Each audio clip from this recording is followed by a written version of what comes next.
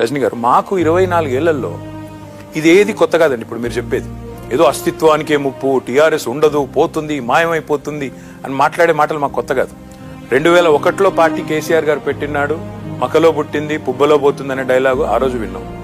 2004 తర్వాత కేసీఆర్ గారు యూపీని వదిలిపెట్టిన తర్వాత 2006లో వీళ్ళకి అస్తిత్వం ఉండదని మాట్లాడిన మాటలు ఆ రోజు విన్నాం.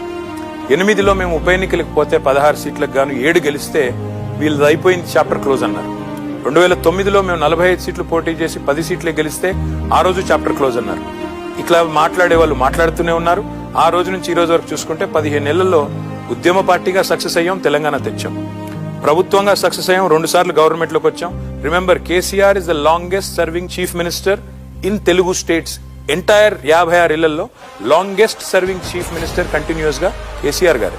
కాబట్టి ఉద్యమ పార్టీగా సక్సెస్ అయ్యాం, ప్రభుత్వంగా సక్సెస్ అయ్యాం, తెలంగాణ నెంబర్ 1 గా నిలబెట్టాం.